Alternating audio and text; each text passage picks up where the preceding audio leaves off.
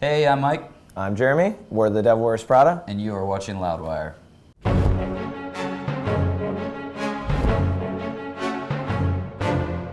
Hey everyone, Gruhamed here for Loudwire, Wikipedia Fact or Fiction, the Devil Wears Prada edition.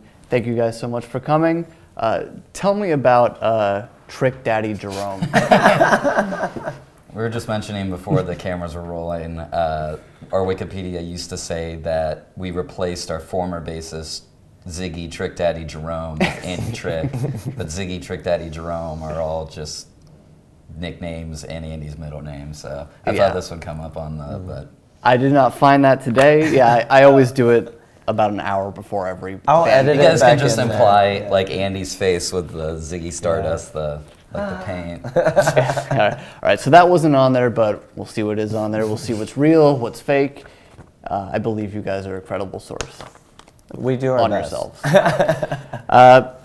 Start out with the simple stuff. Devil Wears Prada is a reference to the book of the same name, and you guys assumed that the novel included anti-materialism as its moral, but later discovered that that wasn't the message of the book. That's exactly right. Okay. Our former guitarist saw his mom listening to the book on tape and was like, oh, that sounds clever, so he named the band that, and then I joined the band. I was like, oh, I bet that's deep or something, and I read the book, and I'm like, no, it's not. Not so much. No, not at all. No. Do you see the movie? Yeah. We're good at I mean, we're in relationships, so yes, I have. Oh, I'm right. fine. You gotta. Yeah. You'll always be dragged to I it. love that movie. Like, Oh, good. I'm glad. I'll have to watch it sometime. Great. It says, despite that mistake, you refused to change the name and decided that you would create a new non-materialistic definition indicating that at the last judgment, God will not look at people's possessions. That's on there? Yeah. I don't make this stuff up. I think I might have mentioned something like that on a blog once or something, like when I actually had enough empathy to justify ourselves for having such a terrible band name. Oh, boy. One of the potential options, and unfortunately this should be on our Wikipedia, maybe it will now, was 5 fish and a fish. Yeah. We're going to be 5 fish and a a fish. That would be Yeah. 6 fish. Yeah. Well, Wow. one's different than the others. Oh, It's not math class, so. that's true. This is metal after all. So. It said, Mike, did you manage a clothing company called Ship Shape Rules Clothing, in which you sponsored and endorsed bands, and a fraction of Ship Shape's money was donated to charities such as Skate for Cancer? That is completely right. All right, Because perfect. obviously I've been in part of such awesome namings. Yeah. I'm seeing a Ship-shape trend rules. here. Ship Shape Yeah. Rules. Yeah. I mean, my old band was Crypt of Agony, so I'm obviously That's not a the weakest really... link. It was that's Cradle a of name. Filth, but we Crypt of just Agony. liked it so You were much. in Crypt Cradle of of Agony. We loved Cradle of Filth, so we were like, oh, we should have a Crypt of Agony. Blank or blank. Yeah. What made you pick a charity like Skate for Cancer? Well, I started working with charities because I was making money, and I was like, "Whoa, I shouldn't have this." So I did like a clean water in Africa. I did some, I can't think of the abbreviation now. ASPCA. Oh, yes, okay. The dogs and cats and whatnot. I'm a big fan of dogs, not cats. But cats should still have the same right. Yeah, if I could donate just to the dogs. Only that's- dogs on the envelope. on the check. Only give it to the dogs. And then Sarah McLachlan only sing about the Yeah, dogs in the she's commercial. pissed. And Skate for Cancer was my buddy Rob. Rob Dyer was he was touring with Silverstein. Early in our career, we toured with Silverstein a bunch. They were generous enough to bring us out.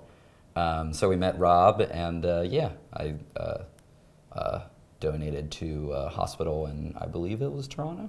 Yeah, I think that's Toronto. We did a Skate for Cancer T-shirt, whatnot. Good times, good times. Good stuff.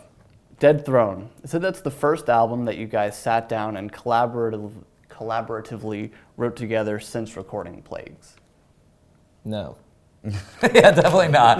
That is entirely fiction. Yeah. All right, but I think I read that one of the, maybe it was the maybe the zombie EP that one of you This guys sort of just... speculation is exactly what's in the minds of the people writing the Wikipedia. Like, I'm Is it pretty really? sure they said that. You're so probably I'm gonna right. put it on there. I also read that I think the zombie EP, one of you guys just sat down and wrote it at your computer. Chris did do a lot of that on his computer, I think. Okay, but so... But that's relative, though. That's, I mean, you know, there's like this guy did a few parts on it, you know, things, Like all the vocals. lyrics. like just all the lyrics. Just all. All right, so that's fiction.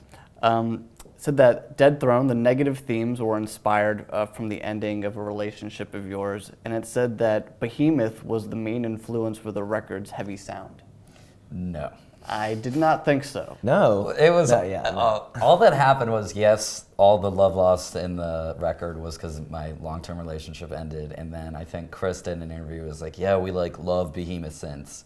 And then that turned into like, we wanted to make a Behemoth record. I had a feeling that one may have been wrong Just a little exaggerated. because Nergal is a pretty damn serious Satanist. Yeah, Yeah. Behemoth really doesn't like us. Yeah. Oh, really? Yeah, they played after us when we were little kids. This was Sounds of the Underground. You remember that tour? Oh, yeah. Warren. We played that, and then the last show of the fest was like outside Louisville, I think, in Kentucky, and they brought a bunch of extra bands on. I think like Hatebreed was on there Lamb too. of God and stuff. Yeah, and Behemoth was on there, and someone threw a Bible at me on stage, and I was walking off, and I had it. One of their techs came up to me, and he's like, "Oh, can I have that?" I'm like, "Sure." And then I left, but reportedly he ripped it up on stage and said that in Roman times they fed Christians. Well, he was like, went on stage, he was like, one of the members of the last band tried to give me this. And I came on stage, I'm like try to play it out, like, may we give you this? Yeah, like, I wish. Jesus loves you. Like, I was like preaching Behemoth or something. And then we're like in the crowd, we're like, what the? I just ate barbecue with them. What's that? I get it. Barbecued goat. All right, so they did not try to convert Behemoth. No. That probably would not work, so I wouldn't recommend it. But all right, there you go. This is a lot of fiction. I love the fiction. Yeah, the fiction's the best. All right. 8:18. The title is an allusion to Romans 8:18. A reference.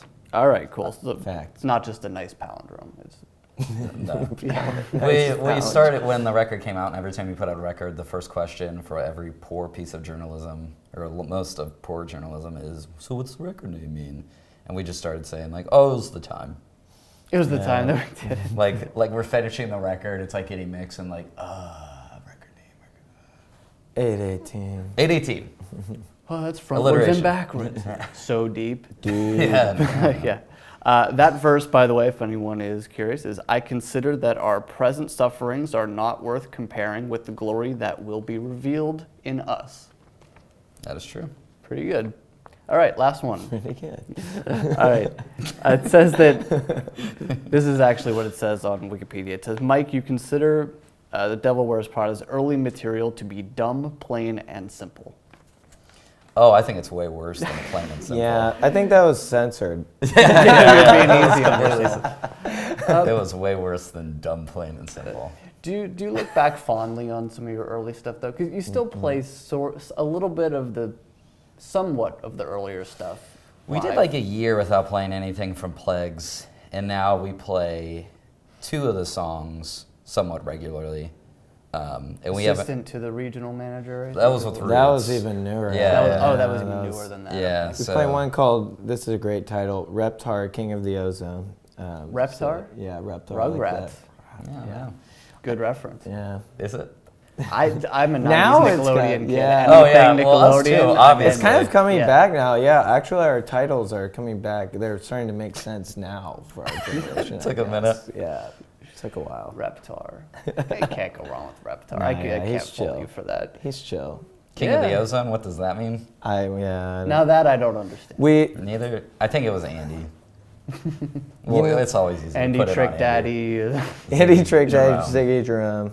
Thank you for playing our game. I don't think one thing was right on here, No, which yeah. makes for a good video in my opinion. Thank you very much. Buy the Space EP. Devil Wears Prada, everybody.